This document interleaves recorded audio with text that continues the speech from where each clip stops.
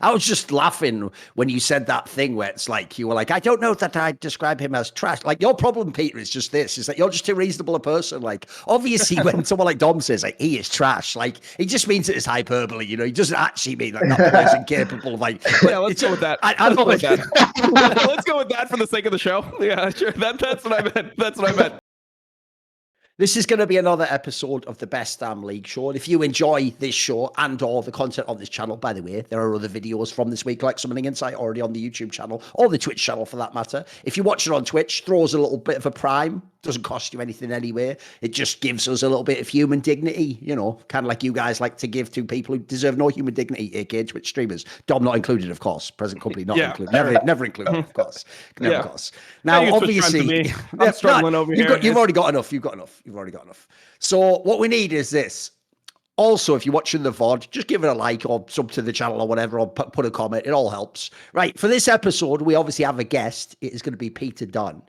But there's two ways we could go with this one, guys. One is he just genuinely had a problem with his webcam, so it's just going to be audio only. So the one angle is, like, there's two ways we can go. One is either that's probably good anyway, because to be fair, he was one of those people who wears his emotions on his face, and I wouldn't have really wanted to see how deeply hurt he was when we go into the section about Evie, probably Ruby, maybe Jack Spectrex. So that's one thing. And then the other thing is, if you've ever seen Peter Dunn on a talk show, I can give you imagine this is radio, and I'll create a theatre of the mind for you, Dom. So imagine in sort of like the 1900s or something, or early 20th century, some sort of like a British adventurer. Yeah, he's out into the jungles, you know. He's like got one of those, like, it's like that grey, it's like browny grey sort of like colour scheme. He's obviously he's been out there a few months, so his hair's gotten a bit dishevelled, you know. It's just growing out the sides of the hat and the glasses, the big thick glasses, and he's just out here with the natives. And basically, all you need to know is,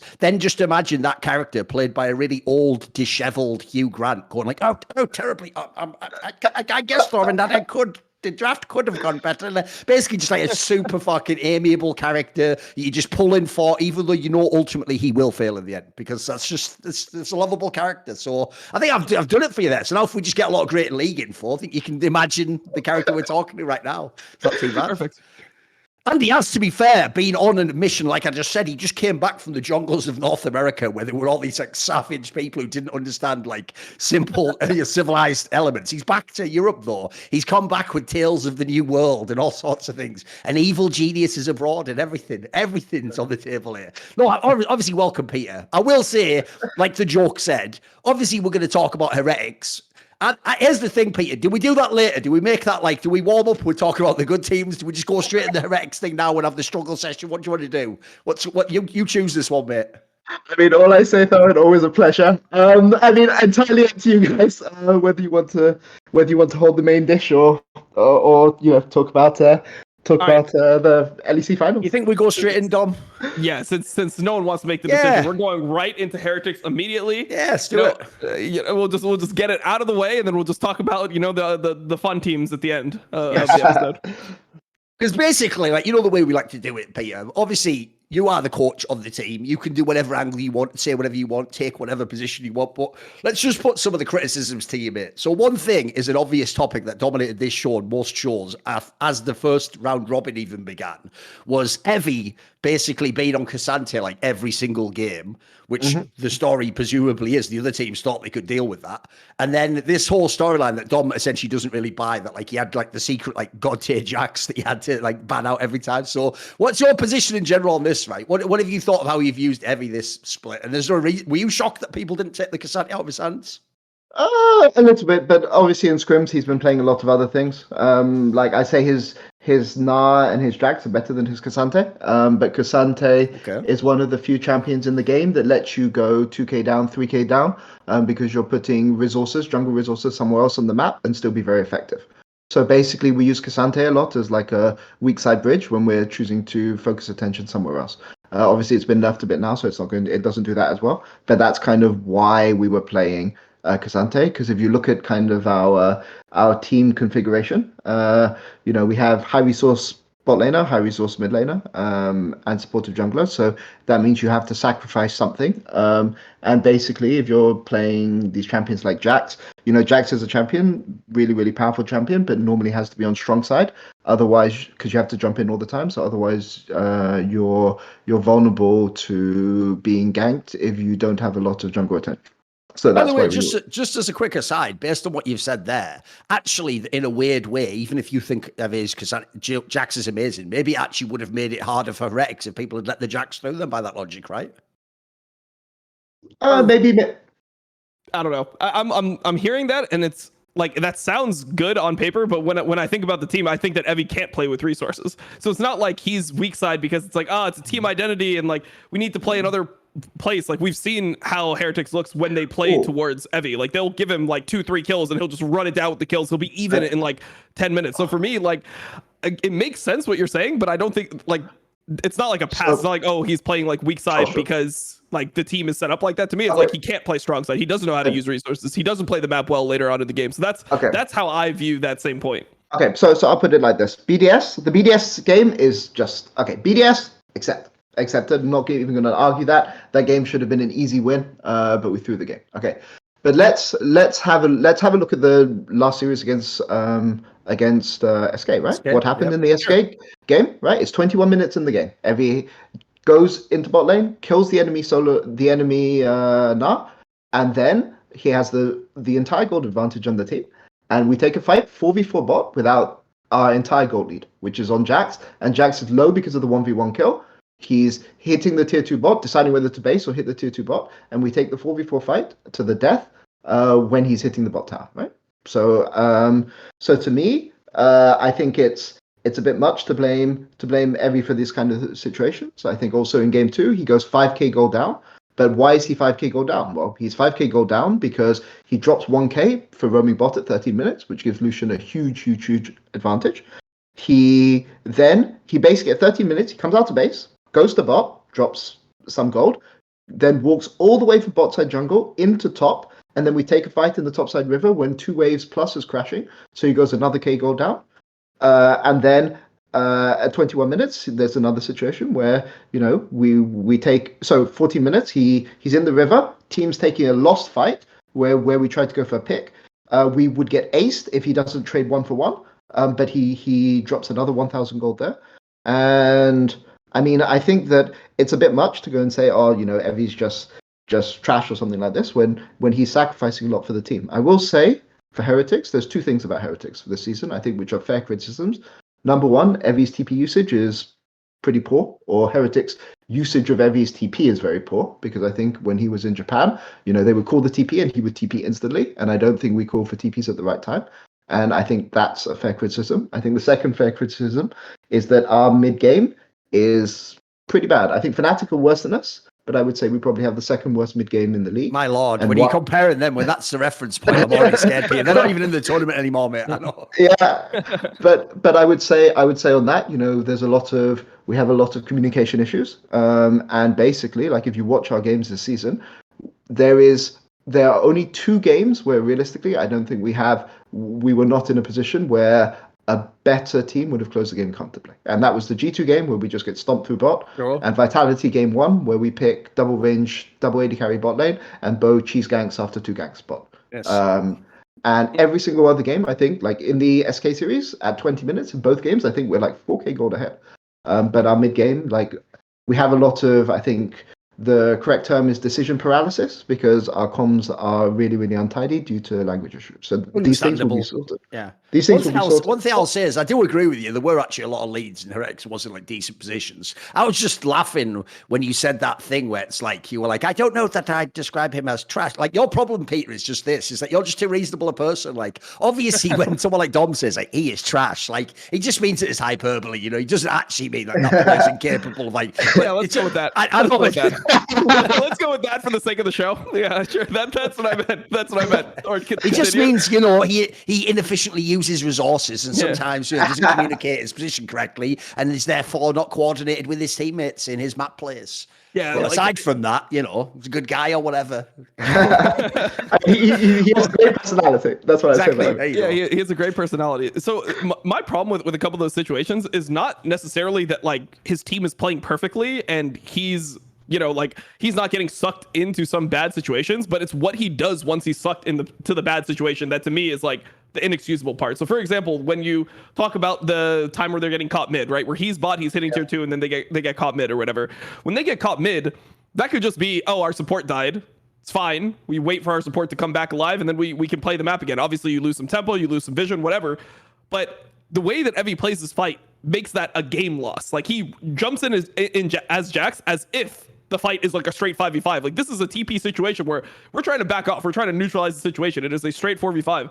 And when I see him as Jax jump into the whole enemy team and die, it's like people are just getting, that's what really creates a game losing moment where it goes from, oh, we have control, we're still okay in this game, to like now our nexus is exploded off one fight alone. So to me, I think that there is like a disconnect. And I think talking about things like language barrier, to me, I think that's kind of a cope from Western teams, because I see teams that speak that don't speak at all, like any common language, and they'll make better decisions in this. It seems like it's a game awareness thing, which is the main point that I've been trying to hammer home on Evie. He looks unaware of how the fight should play out and what his job in a fight is based on what has already happened in the fight. It just seems like there's a general lack of awareness in his gameplay mid-game. Sure. I think that's fair. That's a fair criticism from the outside. I mean, what I say for this is, if it's a language barrier, it will improve, right? If it's a game awareness issue, because he's a veteran, he's been playing the game for a very, very long time, it won't improve, right? So we'll see that by Summer Split, for sure. What I will say is, I agree completely that Heretic's biggest weakness is every one of our mistakes turns into like a catastrophe. It's always a catastrophe. Exactly. And I think actually when we talk about SK later, I think the thing that makes SK a very, very good team is that each of their mistakes, they make you earn every single mistake, right? Like they're very good at dropping people, they're very good at cross mapping, they're very good at running away. And I think Heretic's issue as a team is, we see one person there, we're like, oh my gosh, can't allow this one person to die, so let's, send everyone in, and then it turns into a game loss. I'd say that the fight you're thinking about on mid, the one that loses the game against SK, he jumps in. So remember that Ruby had like COVID, and I mean like the worst COVID, not just like, actually really, for the like, SK series, if people don't know, this is like RNG Worlds COVID. Yeah, well, I mean, all of the teams, top were awful at Worlds as well due to COVID. Like, I think all the Chinese teams got it, except JDG didn't look as bad, but the other three looked really, really rough and group. But yeah, so the situation and it's worth saying as well, although I don't know whether this is public or not, but obviously Mercer couldn't talk in that game as well because of his throat infection. So fair enough. So basically we have we have a situation on mid where he jumps. So the end team fight, he jumps in, stuns 3 people with Jax. He's expecting a follow up from Azir, like a 3-man shuffle. Doesn't get it. Okay, then I mean, even if he like, there's no range here though. If Ruby tries to go for the shuffle, the CC's off, and you just get people are just flashing away. I mean, of course. I just tell you what happens, and then in the second part of the fight, he doesn't realize that Zeri has cleanse, right? So he goes too deep on that, and I'm not going to defend this, right? It's just bad team fighting, but I think that game and that series was a pretty rough series, and I think that the big thing that I think the big issue, though, is not the team fighting. It's the fact that we have leads. We can get leads on top lane. We can get leads on mid lane as well. And that our TP usage is super, super, super bad. And this is because we kind of like make soft calls for TP. And we will TP for literally no reason on lost fights, trying to salvage something. And I think that's something that we need to fix. Like the mentality of the team all the time is to salvage. And I think losing Mercer was really, really hard, because Mercer is the guy who is basically is keeping the team. He's the glue, I'm guessing, right? Well, he's the one who's we have 4 people who want to jump in all the time and fight to the death, and Mercer's the he's guy the who's limiting like, factor. He sort of reins him in a bit, right? Exactly. He's the guy that reins him in. So, okay. so we'll see. We'll see how that works. But no, I accept the criticism. Obviously, we have to fix things going into summer. So we'll see. Right. What about this thing? So another angle I wanted to ask about. This is all going somewhere. Don't worry. Here's the thing, Peter. In a minute, I'll spoil the script. In a minute, I reverse it all on Dom, and then he has to answer the hard question. But there's another hard question, right? Which goes like this: Dom can set up Y, but and I can't lie. I swear I'm saying it like I have no opinions. Dom, like, God, you told Peter all that shit you said about Ruby. I also don't think the Ruby guy is very good. But basically, Thorin Dom was completely he's a fan of Ruby. in all the flames that's been going on. Yeah, no, exactly. The only way to counter the flame is to win games of League of Legends. No? That's true. It is. Yep. I mean, if you take the praise when you win, you have to take the criticism when you lose, and we need to fix it. Right? Simple. Yeah. No, I've always said, by the way, the best thing for the greater good. You know, I just want to see Heretics perform. So you'll do it for entertainment as well. There's that. Sure. You know. Yeah, sure. No, but I agree though with what Peter's saying. I'm just born as a hater, and I'm just like an angry person in the world. That couldn't be it at all. If people actually do like consistently outperform, I expect. Like, a great example would probably be someone like Paul Belter in NA. Like, I actually will give it up to them. You have to give people their props, even if you think they're overrated, whatever. So basically, the question is this, Tom. What's the angle primarily that you think Ruby's like underwhelming? Like, I have to say, I don't think it was like great either, but you had like the Odyssey game that was okay, you know? I feel like the whole problem with Heretics is their team fighting. Like, it's not even something where I think that they could improve if communication got better. I just think that individually they're all just bad at team fighting. They don't know, they can't read what's happening in a team fight. They don't understand like when certain spells are used. Oh, this guy is vulnerable. This guy's not vulnerable. It feels like Ruby has no tracker on who has flash, who doesn't have flash, when he can go in, when he can't. He just like sees an angle that looks kind of good. It's like, oh, I feel like I could go in here, and then he just goes for it. So I think that's probably my biggest issue with Ruby. I think his laning is actually okay, but it's like when Heretics gets a lead and Ruby has a lead or Evie has a lead, you never feel like they're going to be able to win the game. You just feel like, oh, I wonder how they throw it this time. Like they're losing to SK, and I'm fucking over there like, I wonder what the odds are on SK down 10k gold. Like, is that an angle for me? Like, that's how I'm seeing it when they have their lead. Okay.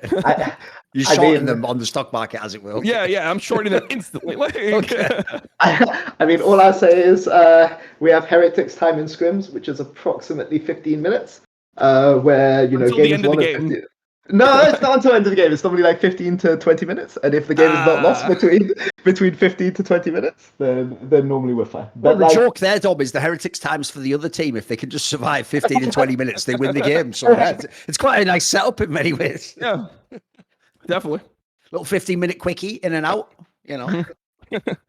I mean, I just hate seeing like Jankos in this situation. I think Jankos definitely does have issues, and I think unfortunately one of Jankos' weakest parts is his team fighting. Yes, so that's not the perfect team setup in that sense. Yeah, so it's like he gets people leads that can't use the leads, and then he has to try to carry team fights, which he's not naturally good at. So that's my biggest issue, I guess, with Heretics as a whole. I guess the question that I would ask is, I mean, obviously you can't tell us everything, but like, what was the idea here with the team setup? Because when you look at like Heretics' setup, it feels like Jankos' talents are kind of not really matched with what the team needs. Okay, so I mean, I can talk about this a bit. So I think, you know, Jankos has obviously been playing pretty well early game, but the thing that we've been asking from Jankos is, you know, when you talk about shot calling, there's 2 different types of shot calling, right? One is like structure shot calling, and the other is like opportunity shot calling. I don't know how to say it. It's like opportunity is like, you know, when you hear Mad Lions, no flash. Yeah, no flash. Like, you know, when you see Hillisang, right, in voice comms, he's always like, I'm going now, right? Or like, watch me or something like this, right? And like structure is, I don't know. Did you see when XL leaked their voice comms? All the shit Cersei was doing, basically. Can we do this in a minute? Set up, like, come over here. Yeah, sure. Exactly, right? So it's like kind of micromanaging, but it's kind of providing the structure for the game, right?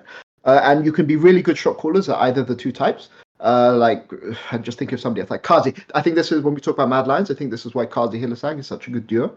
But like so we're kind of asking Jankos. We're putting more expectations on Jankos to do more structure, whereas I don't think he's had to do that. He had to do that on G2, and I would guess he didn't do that on H2K, although that was a long time ago, right? So I think we're kind of asking him we're putting him in a bit of an uncomfortable role. But if you kind of ask me what was the objective on this roster, the objective on this roster is, you know, we have 2 kind of higher higher risk, high volatility players, which are Jack and Ruby, and we want to put a very solid structure around them. And I see all kinds of names for people that other people would have had over would have wanted over Evie, but I think that basically Evie, what we need from Evie is we need him to be solid, we need him to be a good veteran, we need him to be a good leader, and we need him to provide kind of stability, because he does a lot of like structured shot calling. He just can't do it because his English isn't good enough. So for me, I'm not worried. Well, I mean, obviously, I hate coming 8th, right? Like, I don't think we were the 8th best team in the league. I think it's like I thought really, you guys were really like 9. yeah, I mean, Dom, we overperformed your expectations, right? So this is a win. Why do you think I was so angry? Why do you think I was going off? I was just mad that I was wrong. I'm like, fuck, they should have been 9th. Like, why did Fnatic? Yeah, it's tragic. But I mean, for me, I'm less worried, right? Because for me, a lot of these things, like when I look at scrims, when I look at kind of how we're playing on stage, it's not like sometimes you're on teams where you just get smashed every early game and you don't see a way that you can possibly win. And with this roster, I do see ways that we can win. Obviously, I'd have preferred BDS to beat Astralis first, and so we can come 7th because it looks less bad than 8th. But what I would say is, so for me, it's a language issue. It's not a game understanding issue, right? So language issue, very easy. People just stay there. They improve their language. They can communicate more things. Things improve by the end of the season. If it's a game knowledge issue, if it's a game awareness issue, if it's a game sense issue, these kind of things won't be fixed, right? And for me, obviously, this is where we disagree. I think it's a language issue. I could be wrong. It could be a game sense issue. But, if it's a game sense issue, Heretics is going to have a very, very rough year. But I don't think it's that. So Dom, let me flip it on you, because what I would ask you is this, just genuinely, I want to see what your take is. Bearing in mind, essentially, you actually think like their solo laners are pretty weak. I'm going to guess if we even go to the bot lane, like what you think Jack Spectra's like, what would you have him as, like the 7th best ADC or something? He's not bad, but he's not some elite player, right? Yeah, he's around there. He's like, and I'm guessing you're not a big fan of Mercer, right? He's fairly non-factor. No, I'm not I think Mercer's like probably bottom 2 in terms of skills. Then the question is this, genuinely, how do you actually think they have managed to do what they've done this split? Because I actually agree with Peter. I think overall they've sort of like slightly exceeded expectations. I wouldn't have expected that. Like I will talk about in this past episode, they could have beaten Vitality in that series, dude, for real. Like they were in that match. Yep. Like, how do you think they've done it then? Because I would agree with you. I actually don't think the roster's that good. But I agree with Peter. In a lot of games, they were in them, especially early on, and they were in like potentially winning scenarios if you had the better team, etc. Yeah. So I think that there's like two different reasons. So early on, I think the teams just drafted terribly into Heretics. I was like, hey guys, just ban the Cassante and see what happens. That's what I was hoping for the entire time. Ban the Cassante and see what else he has. And eventually teams started doing that. So I think they got a lot of easy wins early by teams drafting poorly against them. And then I think that they actually were able to have at least some type of angle or identity that got them some easy wins later on. So you have like the Draven coming in that they were able to play around. So that was part of it. But then also it's like 8th, 9th. I mean, that's even when they're winning early games, I don't feel great about it. I think Jankos is just, his talents are super wasted on this team. That's how I've always seen it. And I feel like teams, if they exist longer in the league, if Heretics keeps the same roster for longer in the league, I think teams will just be better at playing around them. You have it's very easy for teams to adapt to a team like Heretics because they feel like they can just win the game if they don't do anything. Like they just have to not int and they're probably going to win. So, I mean, honestly, it's like I guess 8th is an overperformance of my expectations, but it's still in the same tier where I would like put them. It's close. And then also one question I wanted to ask. That's my answer to that question. One question I wanted to ask was about just even the concept of bringing Evie over, because throughout your whole career, Peter, you've been the guy that gets a young ERL player. You're one of the only people that brought up young NA players, Danny, Jojo, like that. That's been your identity the entire time, is that you took young players and would get them like LEC level like quick enough. And Evie is kind of like the opposite of that, right? He's somebody who's been around for ages, who normally would not be a player in a Peter Dunn team. So what was the reasoning, just from like a team building perspective, that you actually changed your approach here? So I'd say that Evie isn't the young ERL player that we're bringing up. The young ERL players that we're bringing up are Jack and Mercer. I mean, Mercer, I think, didn't get a fair shot of it on Misfits last year. Jack is obviously a rookie. Ruby's career is very, very long and very, very interesting. But he played in LPL. He played in LPL. Tons of leagues, technically, but just a little bit, yeah. But I think the Ruby story is interesting because he played in LPL.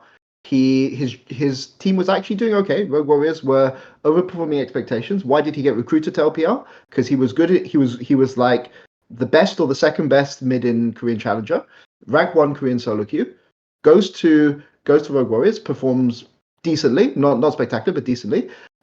His team plays mid jungle. His jungle gets banned for match fixing. Then the team collapses, right? Because they're a mid jungle team. So then he goes to PCS. What happens in PCS? He's on like there's a Thai team that's investing like a lot of money, right, in order to be really successful in PCS. And then the COVID lockdowns hit, so he's playing from 200 ping against the Taiwan teams across servers. They're playing like best of fives where he has to play like on 150 ping, 200 ping in a competitive game because of how the PCS handled lockdown. So he then has the choice, right? What do I want to do with my career? And this is a long talk I had with Ruby. And Ruby had to make a decision. He could have gone to a minor region and got paid pretty well, but instead he made the decision, okay, I want to show my worth in a major region. Obviously, he's too old for Korea. China is very difficult unless you are like a really, really big household name now because of the COVID lockdowns. So, okay, I'm going to prove myself in ERLs. Funny story, I think his agent or somebody close to him told him that the Prime League was the European equivalent to LDL. Oh, right. Okay. Okay. So that's how he ends up in Unicorns, plays well on Unicorns, and then has a shot to go into LEC, right? So this is Ruby's background, right? And for me, the things about Ruby are, number one, when he was on Unicorns of Love, they offered if he wanted to have a second Korean with him. And he was like, no, I want to go and play in LEC. So I've got to learn the language. And if I have a second Korean on the team, they got Winston in summer once he learned English. But I'll speak Korean to this guy. So I need to force myself. And then they were like, joke's on you. There's a Japanese guy on the team anyway. So fuck you. So you just wasted all that time learning English for nothing. I would say that reel it back in. No, but I'd say that this is kind of Ruby's background, and I think it's important to recognize this.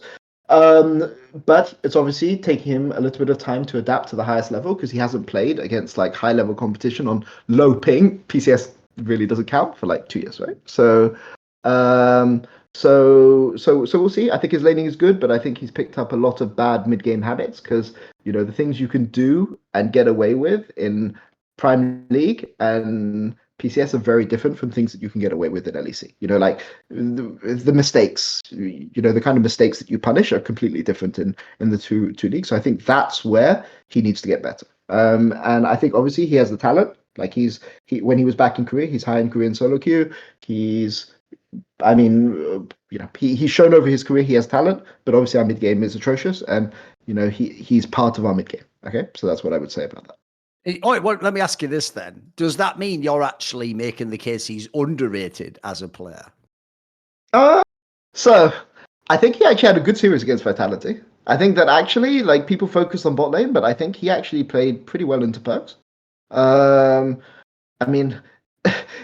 People don't rate him at all, so I think he's a bit underrated. I wouldn't say he's the most underrated player in the league. I think the most underrated player in the league is Kazi, but I think like he's like in there in a conversation. But again, he has good laning fundamentals, but it takes time to unlearn habits that you've picked up playing against lower opposition for many years. So that's what I said. Here's the thing, we'll get to the Mad Lions bit later because it's going to be another one of those ones, Dom, where they just reveal another detail. Like at this point, I just think it's some mad conspiracy. Like Kazi's that guy where if like your back really hurts, he can just push that one vertebrae in, like, oh, you've relieved all the pain. Oh my God, I can't believe you've done that. It's been months I've had that play. And then he just plays the game and you know what? I'm just in such a good mood. Oh, fucking, you are pretty good actually. You know what? You're a better teammate. Like, I don't know what it is, mate, because I've been watching these games my whole fucking time. I've never seen whatever they're seeing. It's not in there. It's not in there. The joke is just him not dying. That let's just do the Mad Lions talk. Just him not dying, it really impresses me after the last few years. I'm like, holy shit, he sort of gets it. And then someone sort of like, actually, he's not really carrying the fight. Don't worry about that. Don't listen, baby steps. Like, we're making progress here. Have you seen the other parts of that map? They can carry Obi. This is okay. This is good. I see Hilo-san go in and actually notched in. So I'm like, this can work. I can commit to this. I can build a relationship on this sturdy foundation. Let's do it then. Let's do the Mad Lions convo. Peter, do your version of that then. What is the secret depth? I've heard it's all based on comms and personality and what like he brings to it. Say, what is it? What is the extra dimension we don't see about Kazi, mate? Because as I say, he was a bit of a meme the last like year or two. So I think the thing about Kazi is his best skill set. His best two skill sets are things that people don't see. Number one, he's incredibly good for team environment. Number two, he is really, I talked about shot calling. His structure, like the way that he shot calls the mid game is really, really good. So on a team like Vitality, that I would guess, knowing the people that were on Vitality last year, from what I've heard, obviously I haven't worked with that many, but you hear a lot of these things behind in the background. If Kazi was trying to provide structure in mid game, there are at least two players on that Vitality team who, if they disagreed with what Kazi was saying, would have said "fuck off" and just like not listen to him.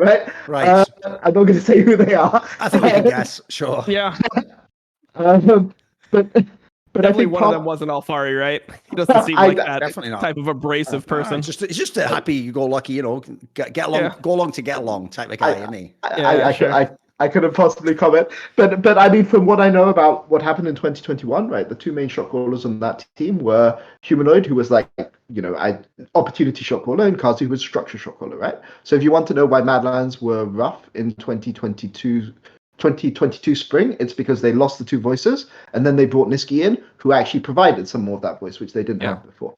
So I think the most crazy thing about that, by the way, is now I totally understand, Peter, why that 2021 Mad Lions was like it was. Because everyone always used to say the element that was a bit like G2 was like, they're so amazing at fighting from behind in mid game. Here's what's mental: the two main shot callers, Dom, with the people. So everyone knows Humanoid would randomly just in those games, and then Kazi, even though he's like the shot caller, I assume would just start out like, right, warm up shot call. I'm just going to go and die mid wave. Right now the game begins. It's like they each must have like one designated in, but after that they must just shot call the whole fucking game and be gods at fucking mid-game skirmishing or something. Like, it's so mad because like the math is they were both notorious for doing those ints, but fair enough. You're sort of right. When they were in the team, they were mega at those fucking mid-game team fights, mate.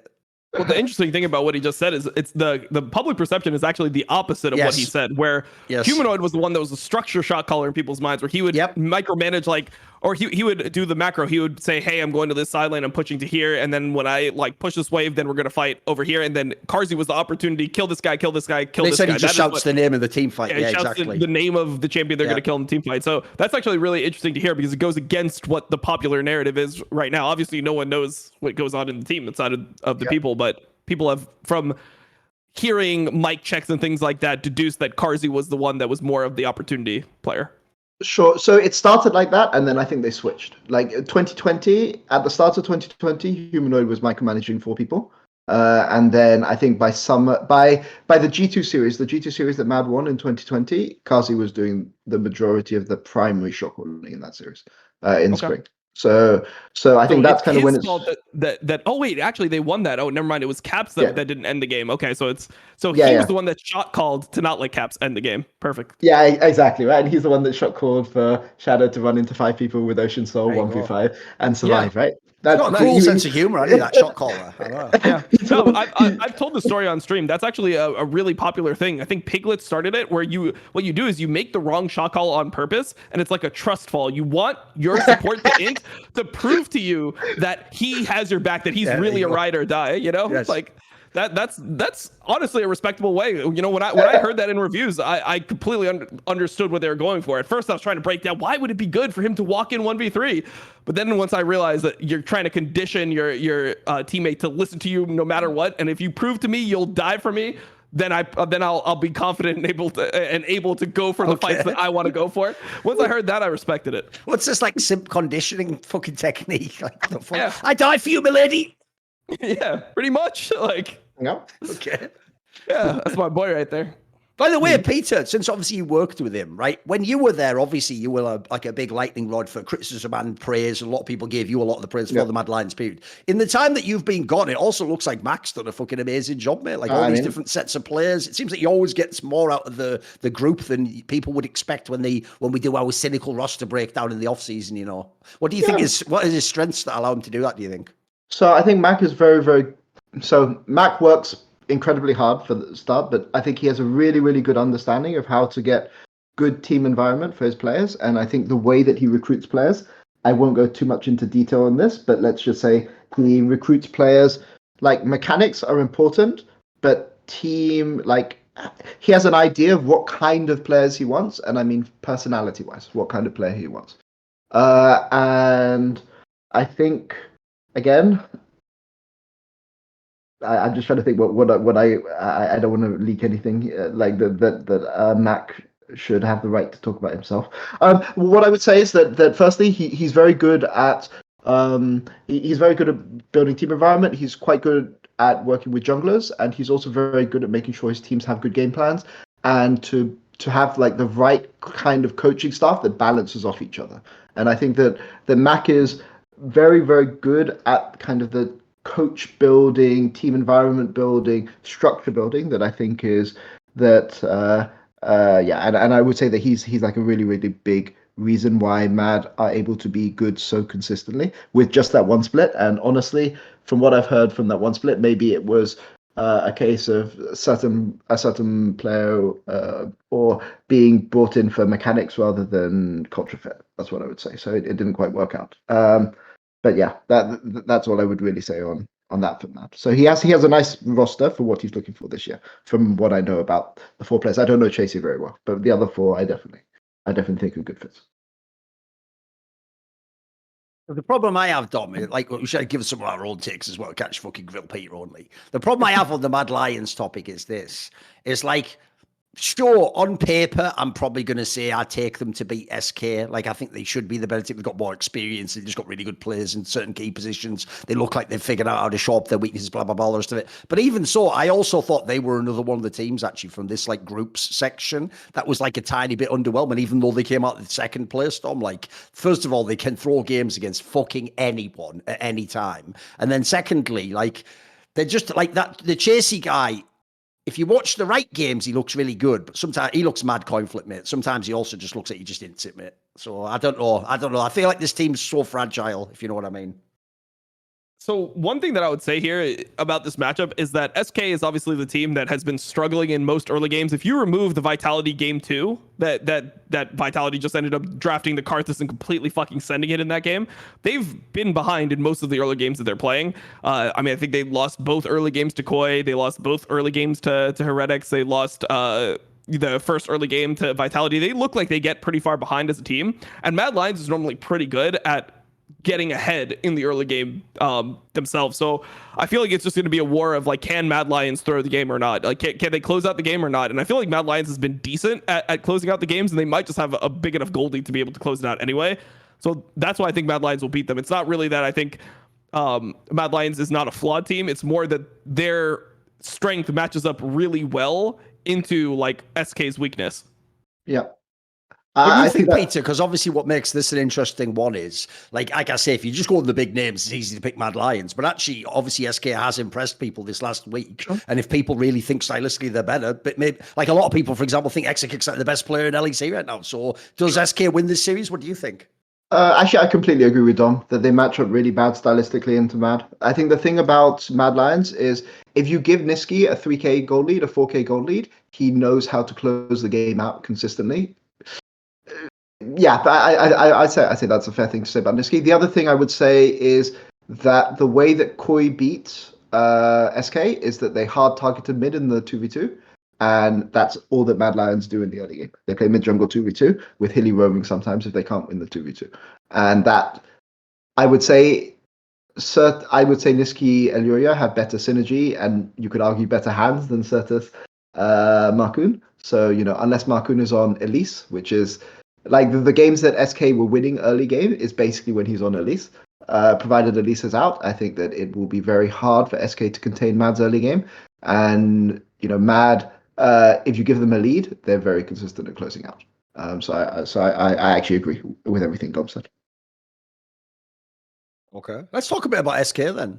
Because like on this side, like one thing I think already you have to say about this team, obviously we'll go into the whole X-Gig topic and everything, Dom, but like that whole story that people saw from the drafts of like, oh, everyone's banning Jax against irrelevant. Like I can see why, mate. He is just actually a good player. Like the key thing for me is the meta right now is so perfect for the team they've constructed in the off season. Like I actually think this is when, if they're going to make a team, it should be now, dude. If they're ever going to make like a front to third or some miracle finals, it should be now, right? This just looks like everything's primed. I mean, I guess this would be the closest that they have, but I still just don't think it's a likely scenario. I mean, you're kind of just hoping that your rookie bot lane that's been good so far just continues to play at the same level, which is really just insane to me if you think about it. Because when I was watching LDLC last year, I was watching a lot of Crowny, right? And they kept on playing versus LDLC, both finals, then in like EU Masters finals, Exekick and DOS were there as well. And this LDLC bot lane that's now in SK, somehow was laning worse into ERL players than they're laning now into like some of like the best players in Europe as a whole. So I think that's the strangest part about this team is that their bot lane somehow played against tougher competition and then improved. I guess like they're just better. They're played better into tougher competition than they did versus weaker competition. So it's really impressive. I just think that in general it's been tough. Also, I think Certus has been having a relatively weak playoffs compared to how good he was playing in regular season. It seems like he's taken a step back. So I just feel like they're going to have trouble. I mean, at some point when your identity has become hope that they, throw the game, like, oh, we're going to be behind, hope that they throw the game, that doesn't normally work for a long period of time. So I'm just not very confident in just their play style. It doesn't seem like a play style that could get you over the hump. I'd much prefer the Mad Lions play style where they're actually able to generate leads. They're able to take over games and win, because it feels like the better teams you play against, the less and less they're going to throw. Peter, have you actually been surprised by like Exekick's performance? Because the hype I heard from ERLs, it was supposed to be fucking Jack Spectre. Everyone was hyping. Like, it wasn't the Exekick guy. Like, I heard SK was happy to get him, but that's also because SK is a budget org, So, like, what have you thought? Because, like, realistically, for real, that guy's probably like an MVP candidate this split, right? I'd say Makun on that team is the MVP candidate, but for Exekick, I think that so this guy is I mean he's a fan like.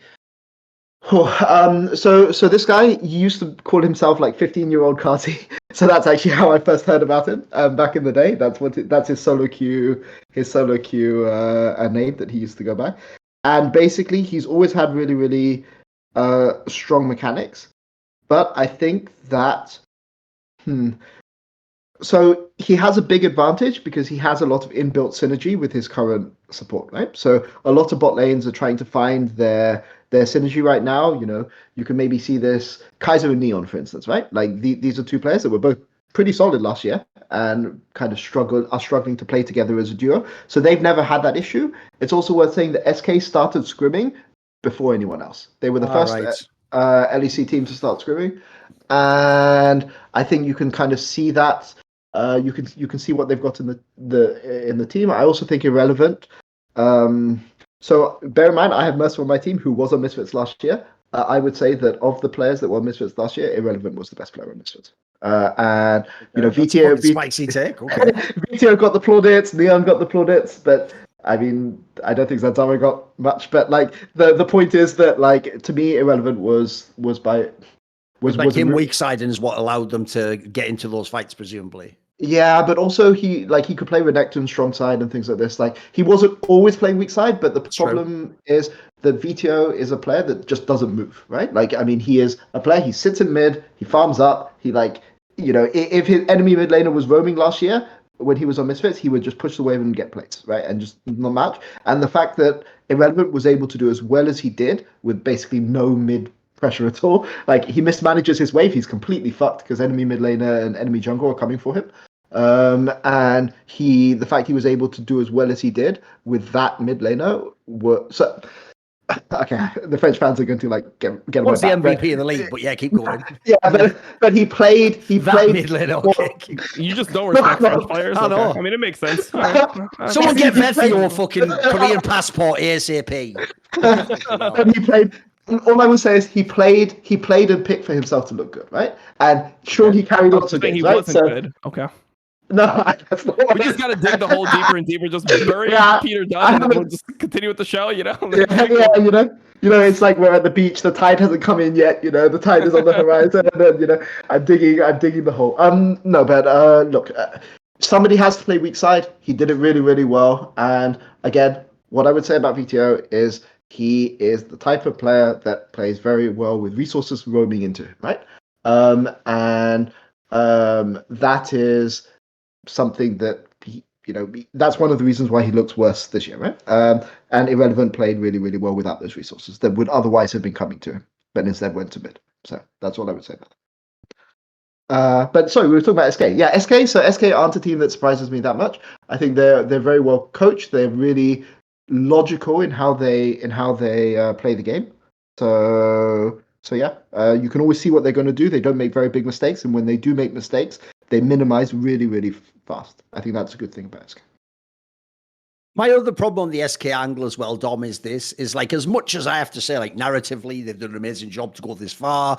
People didn't expect these players to be that good. Obviously, to even be in the playoffs is insane. To have a chance to maybe, like, if everything went perfectly, maybe they could make a miracle run. But my problem is this: even with everything, like, so if you imagine this is supposed to be when everything's gone right, dude, there was still some really close moments in that fucking Vitality series. Like game one, they definitely could have lost that game. Like, and then also like. Lost. Remember, this is still the same Vitality that's having all these nightmare moments from the bot where, like, Kaiser has, like, 2 champions he can play right now in the whole meta. Like, mate, how many more advantages do you want? You know what I mean? Like, Vitality looking bad definitely helped them. So the problem is it wasn't like, I know on paper it's like they 2-0'd Vitality. It's like, yeah, but it wasn't, like, so crazy. I was like, wait a minute, they're the real second best team in Europe. Like, I actually still think Koi's better than SK if I had to put my money on the decision between the two, Easily. I mean, they should just lose here. They should just be done. Like Mad Lions 2-0s them 2-1, whatever, or best of 5. So I guess 3-0, 3-1, whatever. I think it will just be that, and we'll be done with them. I just don't think that they have the peak to match up with another team, especially now that it's best of 5. Like best of 5, it's hard to win. Yes, 3 games in a row, or like 3 games in a series when you're having all these issues with how you get to the winnable parts of your games. Peter, what do you think on that? Because another connection that we could make if we were going to compare the former team of Irrelevant to SK now is obviously the downside of Misfits was, even though they found a formula that worked, they looked like one of the more easy teams to predict and counter in the draft. Do you think SK will have issues in a best of 5? Not as many. What I would say about SK is... So I think they're harder to counter in draft. I think Certus he went to Korea in the off season and grinded something like 1,400 games or something on his Korean bootcamp. So he got a lot better and he diversified his champion pool. Like the Certus from last year would concern me. But I think Certus got a bit better. But I think the thing that makes SK good is not about draft. It's about how DOS and Markoon play the mid game, because they're very smart at using fog. And they have kind of really good variations where they'll open side on certain timers that only kind of G2 do consistently, right? So they're very good at knowing when to play mid, when to play side, and X-Kick is the one thing that I will say about X-Kick that's very impressive is he knows how to disguise when he has backup behind him.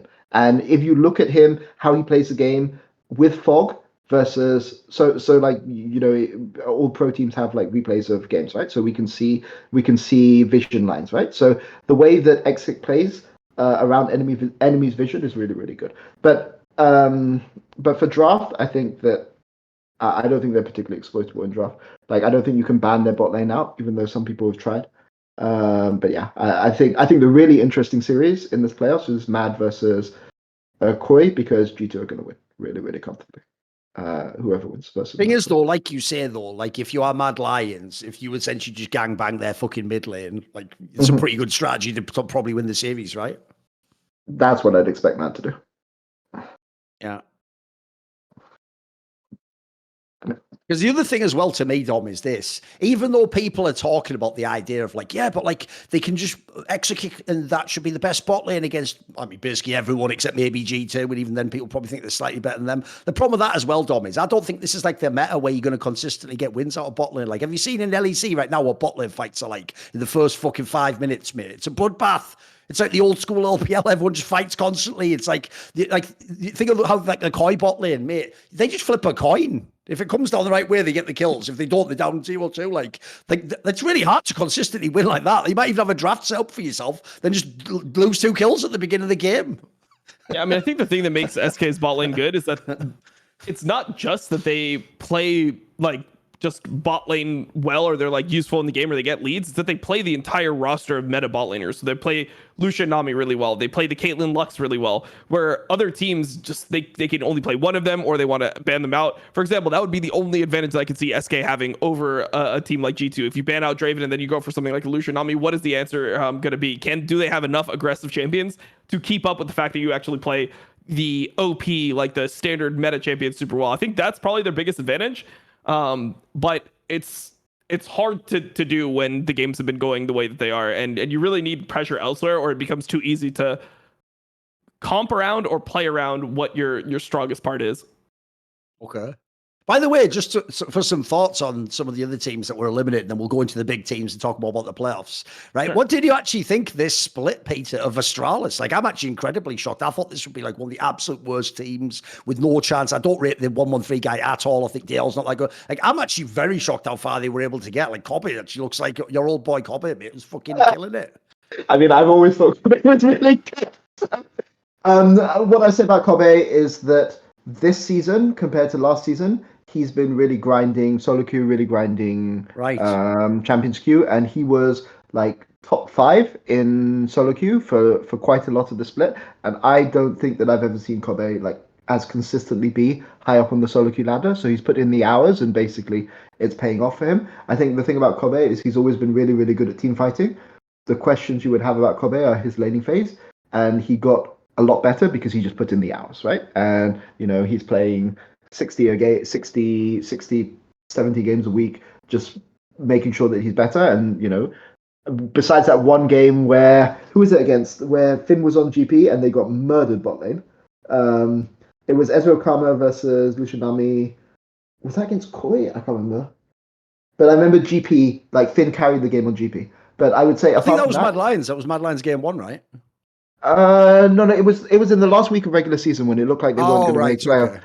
I can't remember who it was, but I mean, basically they got hammered in that game. I think that apart from that game, they've been really, really solid. Well, I mean, there's Astralis have certain weaknesses around the rest of the map, but what I would say is that their bot lane is really solid, and this is a bot lane meta, so it's been really, really good for them to carry. That's what I would say.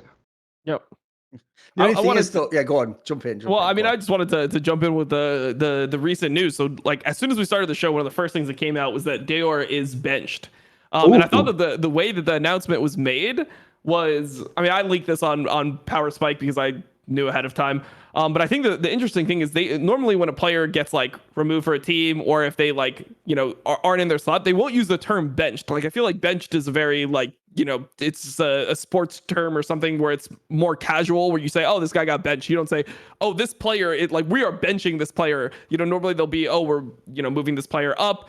You know, we thank back or whatever. It's all euphemisms, right? Yeah. Yeah. So I mean, I think it's a little bit interesting because there's been like behind the scenes things about Astralis. Like, apparently they didn't scrim much at all. Like, they thought that they were losing so many scrims that they thought it was like almost useless. So they just didn't scrim and kept the mental of the team, and that was part of the reason why they were able to actually get a couple of the games won. But now they've already like benched Dayor so quickly over the season, like after the season. So it makes you think that this was something that they decided pretty early on, because, you know, they could have been playing this week. Like last week, they were still in contention to potentially win LEC. So I mean, I just wanted to throw that out there and see everyone's thoughts. I mean, for me, I just think that Dayor obviously was not LEC caliber. He deserves to be benched. But does anyone have anything on that recent news? Do you have an angle, Peter? I mean, yeah, they're not the best scrim team. So I mean, I'm surprised it happened now, is what I would say. But you know, did they announce who they're replacing him with? Nope, not yet. They just said he's benched. Which in itself is a bit ominous if you think about it, because normally you would announce that. Like, bear in mind, Dom, they're already out now. You can wait a little bit longer before you have to play the next split. Like, you don't have to announce it this way. Normally, if you have the player ready, you just say who's coming in as well at the same time, right? So that is a bit ominous. Okay. I wonder whether it's Abadage or Vitio. It sounds like they're getting someone who's a bigger name, right? By that logic. Yeah. Yeah, like I mean, I'm just trying to think who is. Nuke Duck is back. He comes Nuke back. Duck would be an interesting one. Nuke Duck is very. The joke is that would actually be a good addition to their team, mate. That would actually make the team half decent if they've got Nuke Duck. I mean, maybe Nuke Duck might be subbing himself in LCS at some point. No. But what I could say is that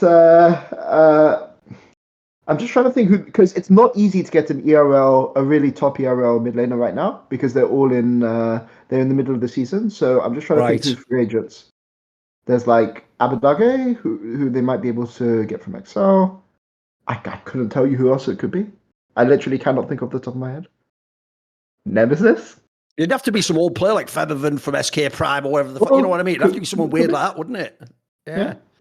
By the way, I will say, if the way that Deor went out, Dom, was that game where he thought like, it's my time. I've waited my whole life for one shot, one moment. I must seize it with the dark seal. I am knight. I will carry this. It's like, bro, you are. I've watched you not carry a million games. You didn't carry that one either. If that's the end of your LEC career, like, I'm sorry, just go to whatever dark place you and Checkerlad and all the other ones that are banished forever go to, the fucking Shadow Realm where you're never ever allowed to return. Like, the fuck? Because the problem is, like you said on the last episode, Dom, he was okay. He had the odd moment last year that were like, not bad, but it's like he didn't progress. That's the problem. He didn't make the step up this year, you know. Well, I mean, I think he got worse. I thought last year, for what he was given, things were actually going pretty well. Like, he was thrown in way too early, and it seemed like he was able to eventually find some picks and be useful in the games. Like, he was able to find a way to be effective, given the fact that he was extremely limited as a player. So I was thinking, if he keeps on playing solo queue, keeps on grinding, this year maybe he's actually ready. Maybe that extra year of LEC is better. I remember we had or I don't know if it was us. I think that you had Deficio on one of the like Summoning Insight, for example. And one of the things that he said was that one split of like LEC is worth 3 or like 4 splits of ERL. Like, that's the amount of, and this is obviously with the old splits where you'd get half a year. That's the amount of experience that you get within that time. So I was thinking, hey man, maybe he could be good this year, but I feel like he was worse this year than last year. So it's pretty tough to see the way he played. Also, I think it's pretty funny, like, just that a week ago, there's a article that comes out where he's like, what's the worst that could happen? We could lose? It's like, no, the worst that could happen is you just get fucking like kicked off the team, just like sent to the Shadow Realm. You never play again. Like, you know, your whole life is ruined. You feel miserable inside. Like, there's a deep like depression because of the fact that you want to achieve something that you feel like you screwed up. Like, there's a lot of worse things than what's the worst that could happen that we lose. Yes. So those are basically, in English, you call those the famous last words, because it's like, what's the worst that can happen? It's like, fucking hell, come on. And by the way, it's like, we'll show you, bitch. Like, also, it's not even just him individually. Even the way that game began, the last game that they played in the fucking game, like, that was an abomination. That like 5v5 at level 1 in the top brush. What the fuck was that? Like, man, imagine if like LPL or something was tuning in, like, let's check in on the LEC, see how it's going. All right then, just X out of the box with that 5v fight. Like, what was that level 1 fight? Whose idea was that? Well, I mean, I think they could have won, but they went for like the worst like skills imaginable. They like put like a trundle pillar in the middle of the fight. It's like, what the fuck is that? Like, why would you skill that ability? That is literally the worst one you could get. Like, you just skill your Q and beat someone down. What the fuck is this pillar doing? I don't know. It was really strange. What did you think about that, Peter? That like crazy 5v5 level 1? I mean, you know, I don't know what to say about that. I mean, they just is that a desperation play? Like, you are fucking rolling the dice on that, aren't you? Come on. You're kind of rolling. You are kind of rolling the dice. No. Sorry, I was just like skimming over my mind because I was really surprised that Astralis. Sorry, I'm distracted by it. I was just trying to think. Like, I was thinking about Diplex or somebody, but no. Sorry, my mind's in the thing. clouds. I can save you some time there. No one ever needs to think about Diplex ever again, including Diplex. Well, no, actually, I hope he has a good life and just, you know, continues on and succeeds in something. So keep going. No, sorry. I got. Yeah, but basically, my head was in the clouds because I was so surprised by the. Yeah, Cloud9, Diplex. We get it. Keep going. Very good. No, I don't have any comment about that. They just played it. Right. What about this then? Let's get them out the way quickly because they're also gone as well. Like, BDS, I want to get your take on this, Peter, because there's so many angles we can go on here. Like one, I think might be the perfect person to bring in for this.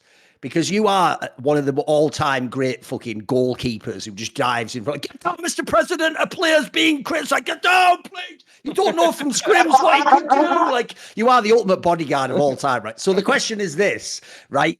I did make the point on Summoning Insight. If anyone's an analyst or gives opinions publicly, what LS did in that video where he like scientifically proved Adam completely into the top lane on Olaf was beautiful, because you've always wanted to see like some shit fan opinion gets taken down out, right? So the question here is, even though for the rest of the split Adam did have some good games, etc., do you actually have any defense of that, Peter? Like, didn't he just essentially fundamentally misunderstand how waves work? I mean, I think it was he kind of felt so they threw the second game, right, against Astralis. I remember they were up against Astralis because I left the room thinking, okay, we're going to come seventh, and then we came back and then they'd won the game. So I think that mentally, I don't think they were all together there for that game. But yeah, I mean, he didn't play his ways correctly in that game. There's no defense of it, right? But also, I don't think they expected the Kled counter pick. I think they just forgot about Finn's Kled. Right. And yeah, I mean, I will say it's good that this kind of content it's good that it's out there, right? And I wish there was more of it, because sometimes it's easy to get lost in narratives. Yeah, sure. He made his case, didn't he? Like, he actually set out his whole case, and you can either agree or disagree. I agree. Because that's the thing, Dom, on that. I actually thought that was like a perfect example of where, if you want to understand why me and you always point out there are very unreasonable fans within the Fnatic fan base, TSA, it's these guys, Dom. Like, we're not talking about like when Adam has an actual good pop-off game and then them being like, you're hating on him. If you think we're hating on him for criticizing this game, you just hate League of Legends or something. Like, you just don't understand the game. Like, what the fuck? How can someone not give up that this was an int game, mate? Come on. Like, at a minimum, he was checked out, or he was tilted or something. A minimum. Come on. Yeah, I mean, it's especially bad when you consider the fact that he saw where the enemy jungler was right beforehand, and it's loads of times. Yeah. I mean, the biggest issue is that he threw the axe at the wave. I mean, that was not even something that needed a breakdown. Like, to me, that was sad that LS had to like do a breakdown of like. Because it should just be like, hey, like when the wave crashes into the turret, then it's gonna push back. So maybe don't throw your fucking Olaf axe at the entire wave. Like, you already crashed the wave. That's good. That's all you need to do. Like, it's just over. I can't even believe that there was any type of discussion about it at all, because it's just so basic. I know, it's mad, isn't it? Of all the hills to choose to fucking die on, you're going to go on that one, guys. Not least because, like, it's not even like, remember as well, that's his champion. That's his signature champion. Like, you can't tell me he hasn't put 1 billion hours in. So that means at a minimum, like I say, even if I give him a pass, he was tilted at a minimum, in which case, by the way, that's not a good sign. You just turn your brain off and just keep pushing into someone because you had a bad game too. Like, that's part of being a pro. Like, you got to bounce back. You got to have the mental reset. You got to, between games, have a technique that takes you out of your funk and lets you play a proper game. Because the saddest thing about that is, like, one thing I was going to ask you about, Peter, was I actually think of all the eliminations in this phase, look, obviously we're going to get to Vitality, which is the enormous one. But I actually think this BDS one's really sad, mate, because when I watched a lot of their games in this particular, in the round robin and the groups, I actually thought they were very competitive in a lot of these games. Like, this team, I think, really could have accomplished much more than this. I think they just so lost to Mad, but I take the point. Like, I think it was really, I mean, it sucked for us, but like it was. I think BDS have. The league is very, very scrappy right now, and I think BDS are thrive in that kind of an environment. But I think that. So Adam fans might see something like that as like that kind of content as being a big takedown of him, but I mean, I think that he should be grateful that there's somebody from outside. Learn a lot from that, yeah. Exactly, right. Absolutely. And to me, when he throws the axe at the wave, it's just an autopilot thing, right? Like but from that point, he's completely fucked, right? Like there's, and I think these kind of things. I mean, it's something that just happens in front of an audience sometimes, or you've just had a rough game, you're not like 100% focused, and then you just make a mistake, and that's it. So for me, it's rough. I think BDS. I don't think BDS are a top 5 team in the league. So yeah, I don't know what to say about it. So I think they maybe they finish where where kind of that's a fair point. Put it this way, they almost overperformed, but in the end, they actually ended up around the sort of level that I guess the best case scenario was. True. Yeah, exactly. So that's what I said. Do you have any final thoughts on BDS, Tom? Like I say, they could have done more, right? Like they could have at least won this series. Like as I said, maybe they lose to Mad Lions anyway. But I even thought they were close in the first Mad Lions series they played in the group. So who knows, right? Yeah, it felt very weird to watch the series. It felt like they all just had like kind of a bad day at the same time. Maybe they were already expecting like, oh, we'll probably just beat Astralis. So like maybe they focused most of their prep on Mad Lions. It's really hard to know. But like everyone was just playing worse than they normally do. It felt like they weren't even winning some of the scrappy fights that they were supposed to. And then their drafting, I thought, was really, really strange because in these games, they're getting free Maokai angles. Like they're getting just the freest Maokai angles you could ever get. And the champion is super broken. And even in times where it like stylistically counter the whole enemy comp. And even if you think about Astralis as a team, how good is a champion like Maokai against a team that has pretty bad vision control, a team that like isn't really that good at choosing their engages, like you're drafting a champion that not only can engage but also disengages really well, poke, everything. When you think about Maokai as a champion, it sounds like it would just be the Astralis counter, but they just didn't want to play it. I don't know. They just gave it over every single time. So I thought from a draft perspective, it was strange. From a play perspective, it was really strange. I mean, Adam just looked like the worst top laner over the course of the series, which hasn't been the case. You know, there was a time where he was in contention for like top 3 top laners. I mean, obviously come playoffs, you'd much rather have somebody like Broken Blade over Adam, but every time that they were meeting, it looked like Adam was getting the better of him. That being said, after these games, I think it's tough to still rate the team. It feels like they kind of like peaked. I can't see them getting that much better with time. Yeah, I mean, if you'd asked me before that series against Astralis, where's Adam in the league, I'd have said he's number 2, right? Behind Photon. So before the last round of games. So yeah, I think it's a bit rough, but you know, everyone has a bad day in the office sometimes. So we'll have to see where they come for next split. Yes. But yeah. So basically, Adam's power spike came earlier in the season, and our power spike came earlier this week. You can watch it on the YouTube channel right now for Last Free Nation, and also you can watch Summoning Insight, which is yesterday or whatever. Depends when you're watching this VOD, really, doesn't it? It's all relative. Time's all relative, as some fucking guy once said. Who knows if he was right or not. Now, let's move on and talk a bit about Vitality, and then we'll talk about the 2 best teams, right? Obviously, the Vitality section is going to be, like, it was pretty critical on past ones. It has to be super critical on this one. Like, this was so... If you actually looked on, the worst thing about Vitality is this. They aren't even a team that just had a bad day or a bad series. This entire groups was whack. Like, they could have lost, like, for real, Peter's team could have beaten them. They could have won 2-0 over Vitality. Vitality could have lost every series they played here, it felt like. I'm not saying that as a diss, by the way, Peter. Like, actually, your team did well, but, like, Vitality, actually, this whole groups has been exposed. What do you think? So, the one thing that I'll say about Vitality is Neon is well known for all chatting. He is like the guy that all chats the absolute most. Okay. Does he get tilted? Does that mean? Well, he all chats all the time, but you know, and during the first game where we played against him on stage, he was literally all chatting, and it pisses me off because as a coach, you can't mute them. We're in the back room, and I have to like watch this guy like all chatting all the time. What type of stuff does he type? Give us an example. Does he try to needle people, basically? Yeah, he just tries to needle people. It's like JoJo stuff, but less funny. Like, what does he say? Like, you guys are so shit at bottling. You're almost as bad as me. It's like, you're picking Callista.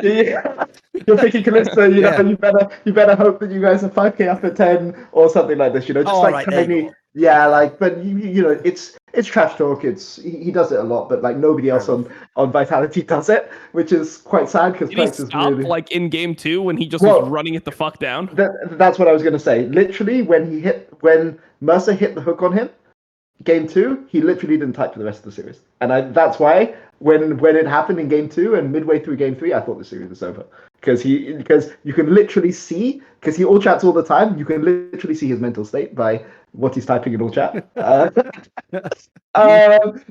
that's like the chat basically, Tom, on the screen is like a visual. It's almost like one of those like what they call like EECG machines, like doo, doo. And then obviously when he just stops talking, doo, just flatline completely. He's just done in the game. Then you know it's over. The second he stops typing, it's over.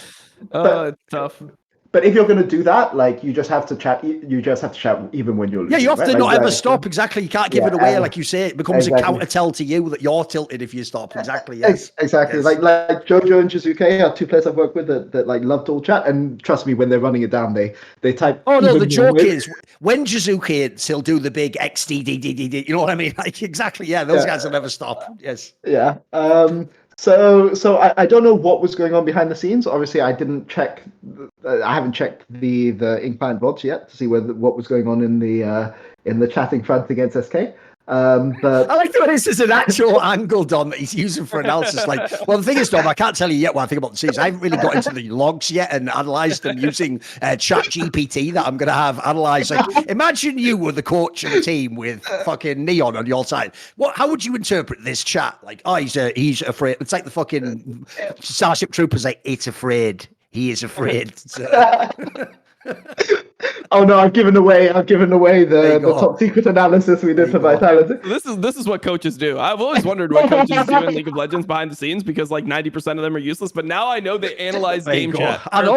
I think they all had to have their own angle, their own. By the way, here's the other thing as well, Peter. Obviously, Kaiser is one of your guys, right? Yep. I thought it was bad last spring, mate, but this is the worst split of his career. Like, because he actually looks bad on screen, like he's just making bad plays. He dies so many times early in the lane.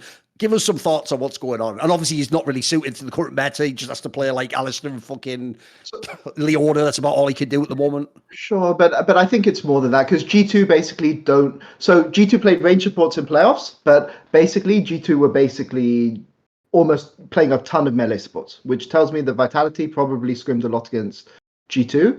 But the thing about how G2 play the game is that Mickey in the early game is very smart about when he needs to just camp mid. He's willing to like drop bot lane and just literally sit mid for 2 minutes if he has to. Yeah. Whereas Kaiser wasn't doing that, which leads me to believe that there's some kind of well, I mean, obviously there's a difference between Vitality and G2, but if you're going to play those melee supports, you either have to stomp your lane with like jungle camping you, or you have to be really smart about when you're playing in river and when you're playing around mid. And, you know, sometimes your AD carry has to drop 2 waves if they have to, just so that you can get mid priorities to stop you being dove with the priority of the range lane, right? So I don't think it's that weird. Like they picked out all these kind of weird champion picks, like carry junglers and melee supports, but you know G2 have been doing that exact same thing, right? So I don't know. I think it depends a lot on who you guys or on who you scrim and how you adapt with that. All I say is, you know, G2 are an incredibly strong scrim team, and maybe it's not healthy for teams that have high expectations and strong egos within the team to scrim G2 too much. I mean, I'll say I don't like to talk too much about scrims, but we had a day where, you know, teams play 6 games and we played 8 games against G2 and went 0-8 against G2 one day. But we kind of we were up for playing a 9th game because we were learning a lot. But I don't know if, like, I would say G2 are probably, this G2 is probably the best scrim team I've ever seen in Europe. Oh, okay. Nice. So if you are a team like, say, Mad Lions or Vitality or Koi, and you're spending a lot of time playing against G2, maybe don't. Okay, so good. So Europe is gonna just get fucked as a whole because Peter's gonna convince everyone to not scrim G2, and then they will have no practice going internationally. Perfect. Yeah, I mean, maybe, but no, I mean, I think this Vitality, obviously, you know, there's a disconnect between how top side wants to play the game and how bot side wants to play the game, right? And they need to fix that, or it's going to be really rough in summer. Right? Yeah, I mean, I think that the weird thing. So I was listening to the Kaiser, or I wasn't listening. I was reading the Kaiser interview where he was talking about like bot lane, and there was a part where he's like, "Yeah, I mean, we're not comfortable in the meta, but I still think we're like a pretty good bot lane." And what I was just thinking is like, what is Vitality's bot lane good at? Exactly. Yeah, like what metric? that's what I would want to know, because it doesn't seem like they're good at laning. It doesn't seem like they're good at like playing aggro kill lane, so they don't play the like Draven, Nautilus, Leona, whatever, and they try to like kill you in the lane. They're not good at playing weak side. They can't play the like enchanter trades. They can't like apparently play follow-up champions that well. I actually just don't know what they're good at this point. Like, what is the strength of a Neon Kaiser bot lane? That was my main question. Anyone have any thoughts on what their strength could be?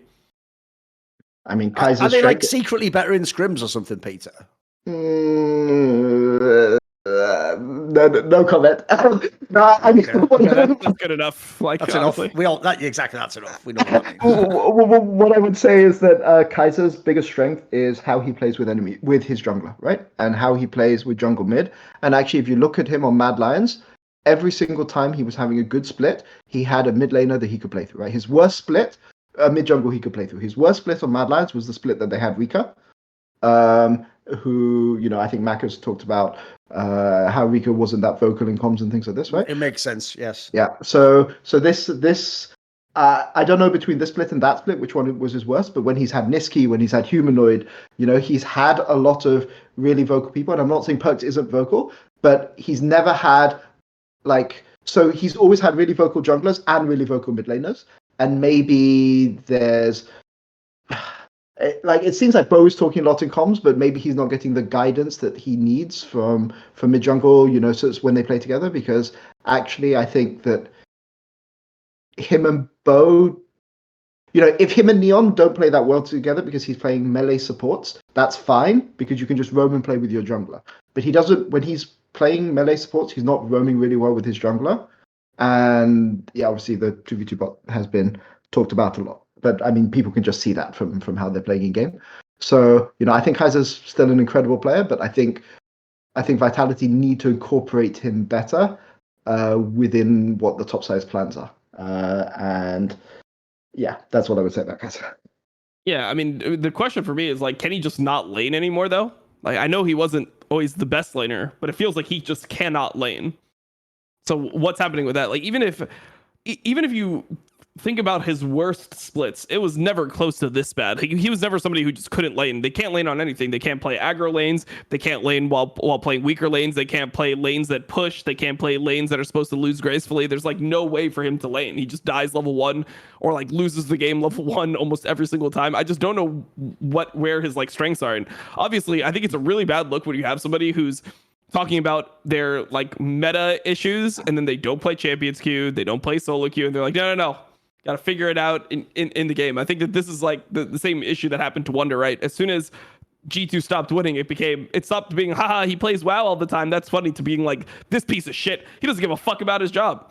So I feel like the way that Kaiser is playing is pretty unacceptable considering what he's supposed to bring and considering how he's played in the past. So he has a Smurf. He's not I wouldn't say he's the top 3. I don't have the solo queue numbers for all the players, but I would say he's not top 3 in the league, but he's playing an acceptable number of solo queue games. But but what I would say is, actually, this is a question I asked for you, Dom, because it's difficult for me to comment. But do you think that it's mainly on him, or do you think it's mainly on Neon that their 2v2 is so bad? I think level 1 Kaiser runs it every single time, but they both suck for sure. They're both really bad level 1. And what I don't understand is I feel like level 1s, obviously there's times where jungle is going to interact with bot lane, so you can't only play 2v2s, but how could you not sort this out with your academy team or just another bot lane? How can you not? You can practice a bunch of 2v2s basically, yeah, right? Practice how you play the level 1, because it feels like they just are first timing every single time they load into a game. They just they try to play a Karma Ezreal bot lane, but if Bo doesn't set up the gank level 2, if Bo does not burn all of Heretics sums in that level 2, they're just dead. When they play against your team, the Nautilus, Zeri, how are we not just standing behind minions and pushing the wave and getting 2 first? We're playing Caitlyn Lux, it should be easy to play these types of lanes. So that's what I don't understand is how can they not understand basic laning, not even laning interacting with junglers, but how their champions interact with the other champions. It feels like they can't grasp that. So it's really, really difficult for me to to put it on one of them. It seems like both of them don't understand, but I would say I guess it would be slightly more on Kaiser because generally support is going to dictate a lot of these situations. It seems like he's making more of the int mistakes level 1 than Neon is. The thing is, to me, they just look like they fundamentally have a disconnect as players. Because I also think as well, when you consider everyone's flaming them as a bot lane, saying they die all the time, dude, I get the feeling when they go for those 2v2s, Neon's always trying to fucking escape, and then Kaiser's always going way too deep. And it's you're not on the same page. Which is to say, you're going for the kills. If you go for the kills, by the way, coin bot lane does it all the time. You can gamble if you want, but they're never going to win a gamble because they're not both doing the same thing. Then also, I think we brought this up on past episodes, but the more I look at it, Tom, I also think the worst thing about Vitality is it's the team where, despite what Kaiser's saying in interviews, the rest of the team looks absolutely aware that they're having all these problems in the bot lane, and it looks like it has warped the entire game. Because, mate, what it has done to Bo's game is fucking pathetic. This guy was going to be the MVP of this split right up until this group stage. And in this group stage, not only like you're saying is he always has to go fucking bot, but have you noticed that they even in the draft have just given up, dude? The second they're at the elimination game, he just goes to like some fucking farm champion. Like that Carthus pick is like, bro, we almost won the Elise game. We almost won that one, but now you're going to a shitty Carthus pick or the Nidalee pick. Like, these are nightmare picks, guys. That's the mentality. Is like you can tell that Bo thinks, oh, I played Elise and I got a super far ahead and we still can't win. So I need to then be the carry late game. Like, I've got to play the Karthus and I've got to be able to like be the fucking monster of the game because I can't rely on anyone. Like, I don't even think this is a correct mindset, but you can tell that mate, they were at their best when he was just smurfing early in games and just getting all the kills on himself, of course. He looked sick. But you can tell that the top side just doesn't believe at all in the bot side anymore. We're ganking a GP, and we're not just ganking a GP lane as Elise, we're ganking a GP that has E and W. The GP doesn't even have his fucking Q when they're trying to gank the lane, and Bo's essentially just solo killing the guy because they feel so pressured to play through topside. So the whole mentality, like, it's obvious to me that the topside thinks they suck, which is why we had the upset conversation last week. Because if your bot side fucking sucks and there's a good free agent, like, who better to get than this guy if you're having problems? Because he was able to tame Hilly. He could probably tame Kaiser. So I'm just waiting to see what they change. I think they either have to replace just one or just replace both. I don't think you can possibly go into the next split with these two players on the team because the top side has given up. The top side has given up completely on them as players. So how the fuck can you have this team function? So I've got a question. How much do you think Fnatic would charge Vitality? Because Vitality are known as a wealthy org, right? Yeah. So how much do you think Fnatic would charge Vitality to buy it? I have no idea, but like, honestly, I think Vitality should fucking pay it because they're so far fucking down. Like, anyway, with what they're paying already, like, they already have Perk's contract. I'm sure that Bo wasn't fucking cheap either, right? Alfari's sat on the bench. They must be paying some money. Yeah, sure. Selfmade is still on the bench. Like, he's still under contract. Like, they have a lot of fucking money in. What's the worst that it could do? I mean, I think the real question would be, like, would Fnatic be willing to even engage in something like that, or are they just gonna like play the fucking the real contract jail game where it's like, nope, we're not gonna even let you go to one of the potential competitors? I think that's where the real question lies. I mean, I think Fnatic might think that they don't have a chance to go to Worlds if they give upset to Vitality. That's like, put it this way, Peter. Are we going too far? True. Like, if you took any, like, pick whatever you think the most average bot lane in the fucking LEC. I won't do the obvious joke since you're here, but let's pick whatever you think the most average bot lane in the LEC is and put that on Vitality. Wouldn't Vitality, like, still be a contender to win the whole thing? Like, they should be way better than this, right? I mean, I think if you put upset on, okay, so we don't. So I don't know if you put Kobe on Vitality. I think Vitality would be top 2. Yeah. Yeah, I think that's fair. The rest of the map looks awesome, right? The top side looks really good. Yep. I mean, I don't know what to say. Like, sometimes it's just a synergy thing, right? Yes. I mean, I don't even know if it's a synergy thing. Like, I think that could be an issue. I think the other angle that I've been pushing is, like, Neon might be just one of those players that is not very good under pressure. I think Kabi also fits into this, where if there's no expectations, they play pretty well. But if there's, like, a ton of expectations, for example, when Kabi went to TSM, Neon went to Vitality, it seems like these situations, they just aren't really handling the pressure well. Like, so all I say is Kobe. Obviously, I'm biased towards Kobe, but all I will say about Kobe on TSM is he had Dardoch and was it Biofrost playing zone control for him in team fights? So, yes. And Broken Blade, who's a very good player, but he doesn't, like, he's not an expert tank player, right? Yeah, I know. His team would go in. Yeah, but I mean, like, it's really hard. It was really hard to look good as an AD carry on that roster, is all I would say. Sure. I mean, I feel the same about Hansama, right? Like, when you look at Hansama in TL, you could say, oh, well, I mean, his team is not playing well around him.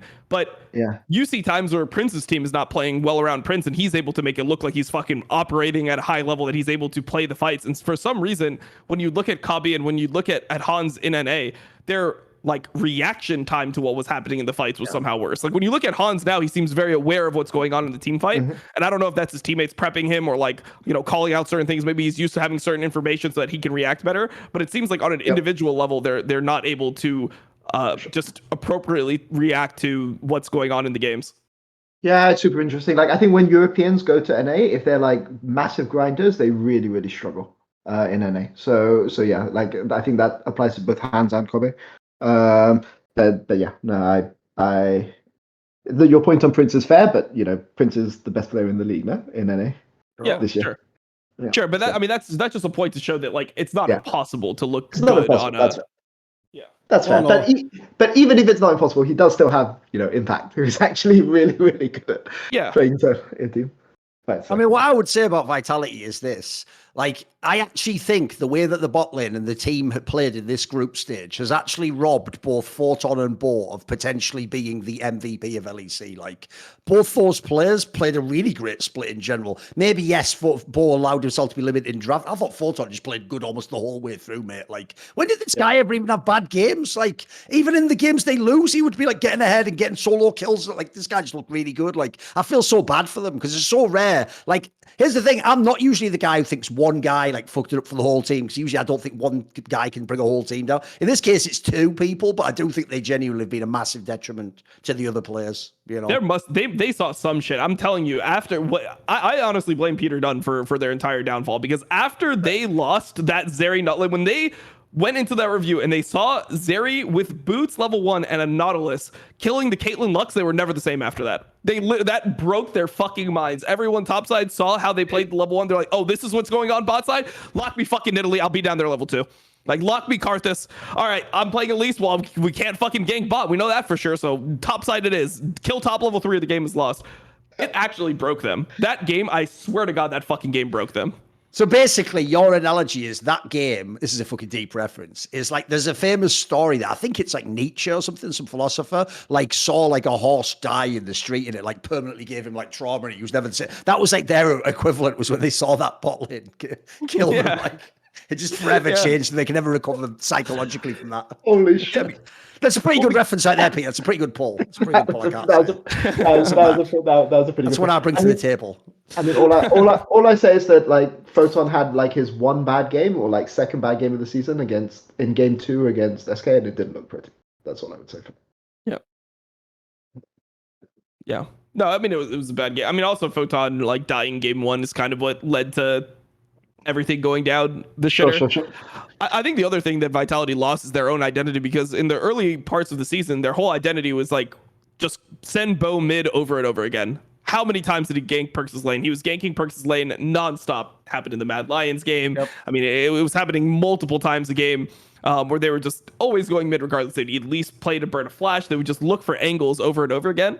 And it felt like in this playoffs, they completely abandoned that identity. Like, they're just like, I mean, it's kind of hard to play through mid anyway in this meta. Like, it doesn't seem like this is the meta where you're like trying to kill mid. It's not like a Syndra Lee Sin fucking murder them at level 2 or murder them at level 3 meta anymore. So it just felt like they weren't able to come up with a solution, and I think that they overcompensated for their weakness. I think if they just like, I don't think Neon and Kaiser played so bad in the SK series that it was unwinnable if the top side still played as well. Like, they could have won game 1 even then. Even game 1 was like unwinnable. Yeah, no, I just think that like over time, like they just had such an they overcompensated so hard that it just ruined the good parts of their game as well. Yes. Yep. Yeah, I agree. Which is fucked, by the way, because essentially what we're almost saying they had to do was just like solo queue style, just abandon the bot lane. But like, you probably should. You actually probably should have. Essentially, you should have just tried to just accelerate and just win without ever getting like a 5v5, which probably you can't play League of Legends that way, right? Let's talk about the other two teams then. So let's talk about Koi. Because one thing I wanted to do, I want to see if you guys are actually against me on this one. Monty had a take when we were talking about this team on Some of the Insight. I talked about the upper bracket match between G2 and Koi.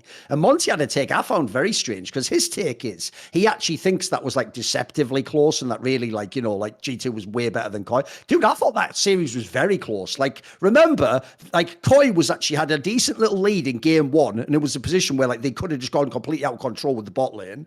Then you had, obviously they did win game 3, the Heimerdinger game. And then game 4, look, later on, yes, it was impossible to kill that Olaf late. But like early in that game, they have chances. Like, I thought they were in this series, mate. They obviously did not win it. And there was obviously game 3, game 4 were mega messy at times. But I think actually Koi's genuinely sort of like leveled up as the weeks have gone on for me. Where are you guys at with them?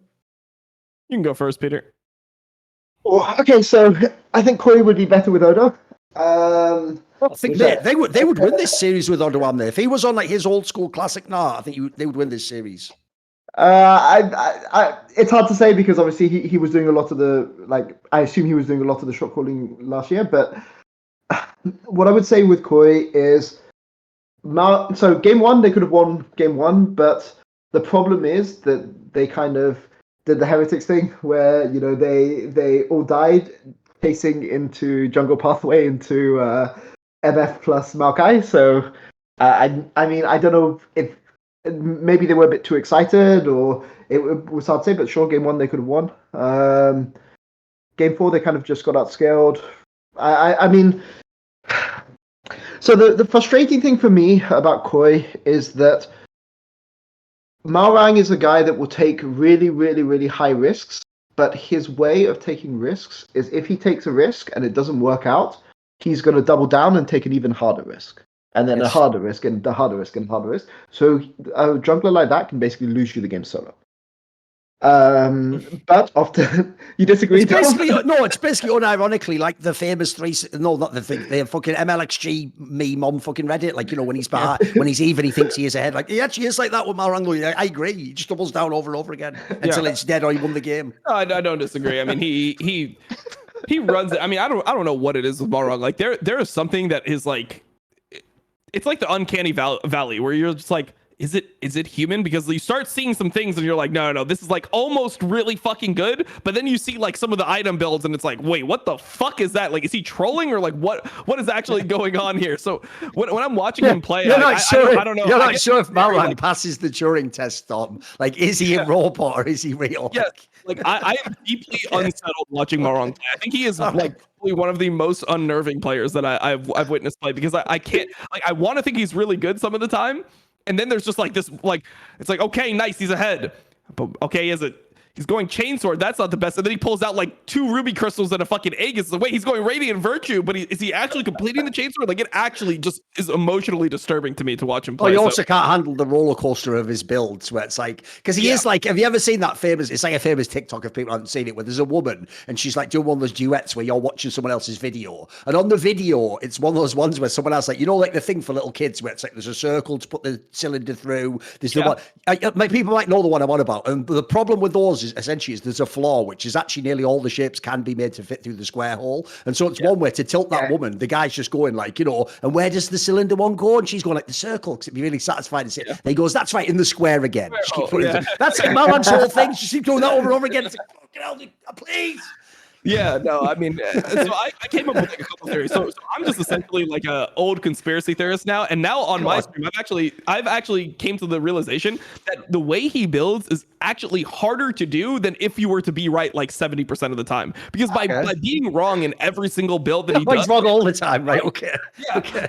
That essentially proves that if he just did the inverse of what he did, he would then be correct in every single one of his builds. Yes. So he proves that he knows what to do by proving that he always does the wrong thing. So honestly, I'm impressed with him. I think that literally it is just an alpha mentality where he's trying to show that he can win regardless of builds. He doesn't need items to win. He already won a championship. Now, the next championship, he does it without items. He's like he's doing like 10k gold challenge that people do where you try to not buy any items and win the game with 10k gold in your inventory in a League of Legends game. He's doing that, but in real time during the LEC.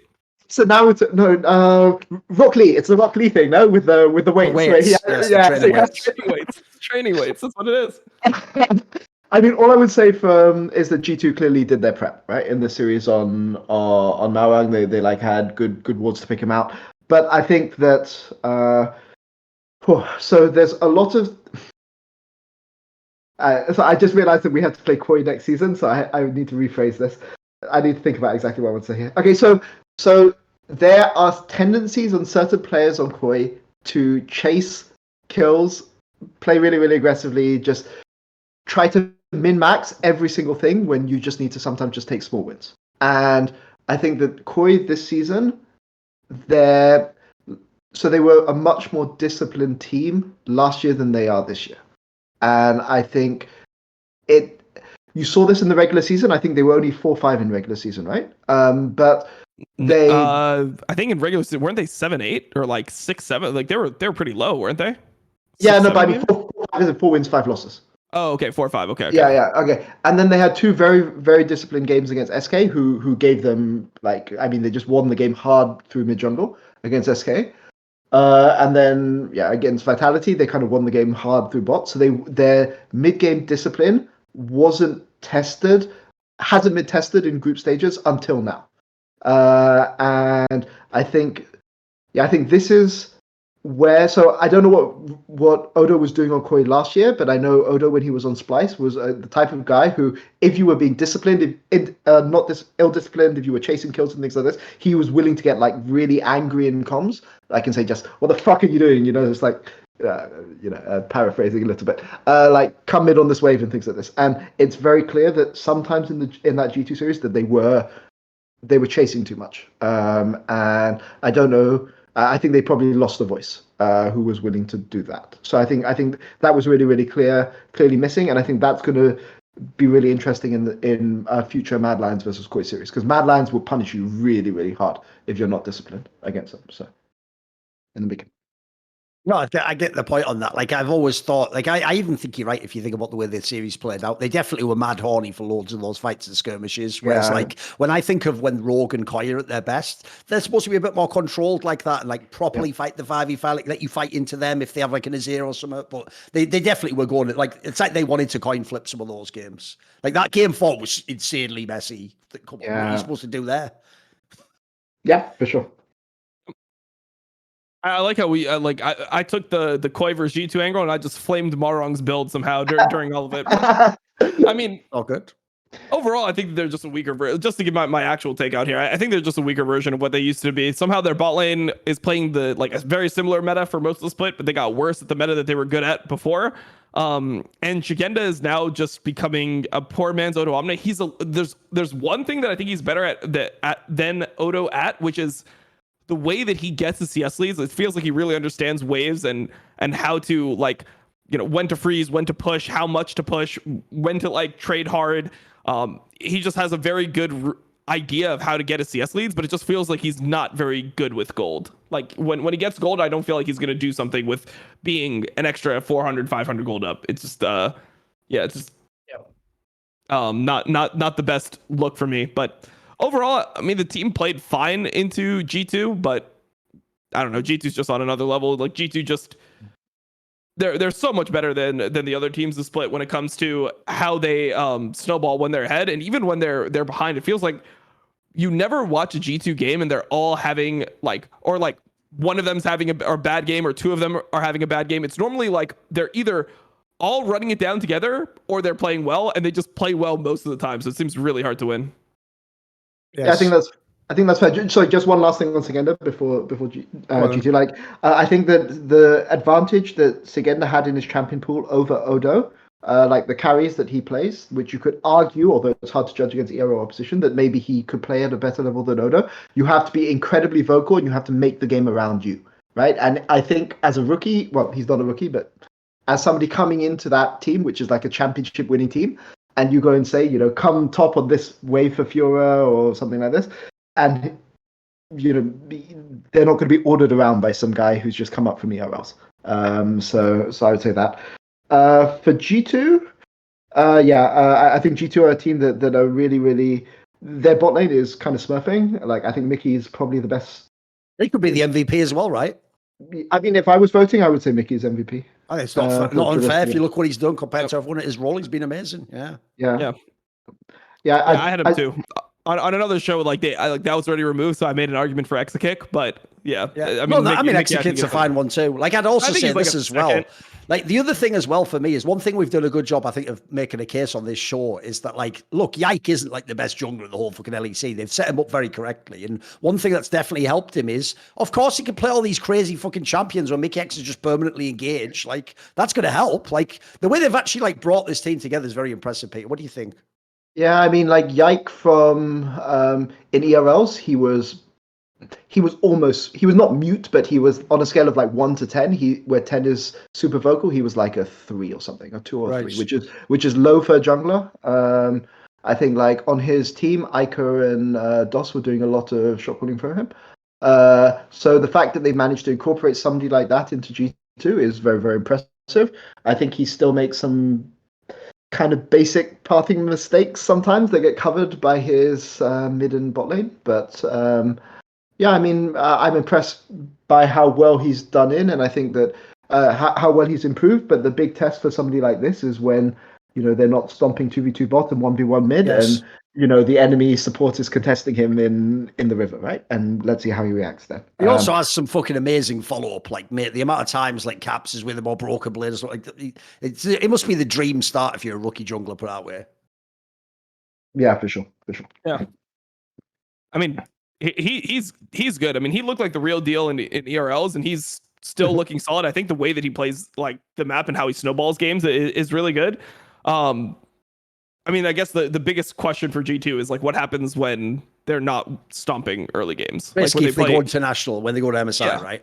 Yeah, because this team is probably going to MSI, like, regardless, right? Yes. Yeah, so when they go to MSI and they're not actually able to, like, win their lanes, they have to make comeback plays and teams are punishing them more. How does that actually translate? Because their style seems really good when they're ahead, but you still see, like, games that if they're losing hard, I mean, I guess most teams don't win if they're losing hard, but if they're down like 2 or 3K in the mid game, it feels like it's almost doomed, unless they have, like, a massive comp advantage, which they are able to get, which is good, because I feel like a lot of teams don't actually give themselves the ability to have, creative drafts, but it's hard to do. It's extremely hard to execute like this, even coming from the draft phase.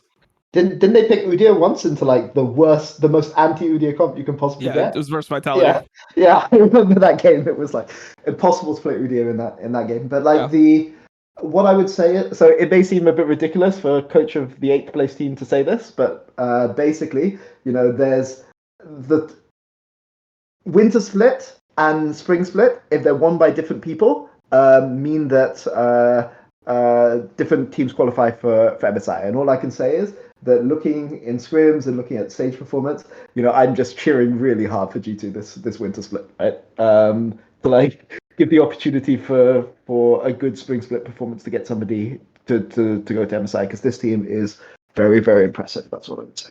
Okay, I saw you with the same, Dom. I thought at the end he was trying to make it sound like they needed to go now because they're not going to be good. But he actually just meant that they're the best team now, and he wants them to go from this split by winning the split. Yeah, I thought he was going to go, like, it might sound weird from, like, the 8th place team, but they're actually shit. Like, basically, if they don't win this one, we're taking all the next ones and fuck G2. I mean, all I say is imagine you're a coach for another team in LEC. And G2 just decide that they're going to throw a series against Koi or Mad, right? Like they just decide, like, we're just going to have a laugh, right? Yes. And then you have to go and beat this G2 team in a best of 5 in swing.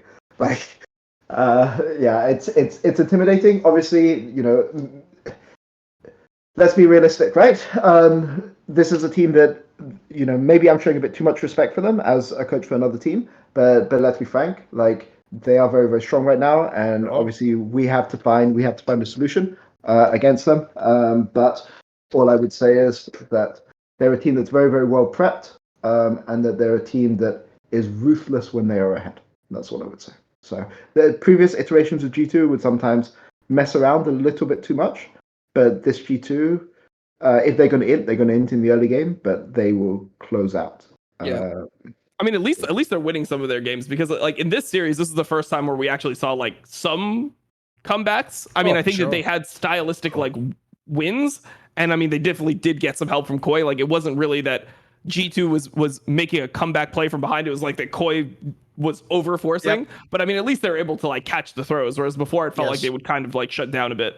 Plus, I'll say, in this series, game 2 was a really dominant win. Like, that did look fucking fantastic. Like, if they play like that, they can do a lot. Yeah, they should represent Europe. Also, the other thing to add in as well is, even though he's not actually had the most smurf split, like, a lot of people probably don't have Caps as their MVP, I don't think people get it. Dude, he didn't just do that, like, Buster shot once. He did it, like, 3 times in a row. Like, the W buffer. Oh, sorry, the W. Yeah, that's just OP as fuck, mate. That's just OP as fuck. Yep. Super OP. Like that would have been like a couple of kills for Koi in some of those scenarios. Oh, that's probably a game loss. If he's not able to buffer it every single time, I think they actually lose this game. Because the fact he did it every time is so impressive. It's fucking. I mean, he had a ton of gold on him, number one, and then also like these are just the kills that make Ari go from being kind of like a minion champ to being, oh, okay, now if you're getting hit by a charm combo, you're just one shot. So, I mean, if he doesn't buffer the ult every time, then he's just going to be dead in all these fights because they don't have another good target to ult, right? Like he made it so there was actually no good target on G2 because the Vi is playing into what? He's playing against a Sivir. You don't want to ulti the Radiant Virtue Karma support.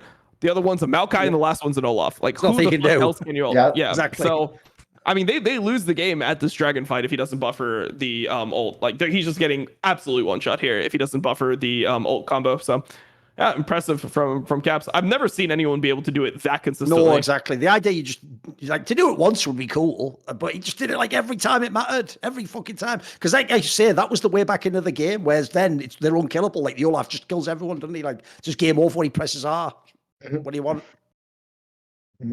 By the way, one thing we didn't talk about, one angle I was going to bring up on the Koi one, but you already went into the G2 stuff, because I agree with all the points so far, is one angle that I do actually find really fun about watching Koi play is, I want to get your take on this, Peter, is right now, Trimby's champion pools are all the most fun parts of the fucking LEC for me, mate. Like, he is bringing in all that fucking tech from Korea and all the fucking LPL, etc.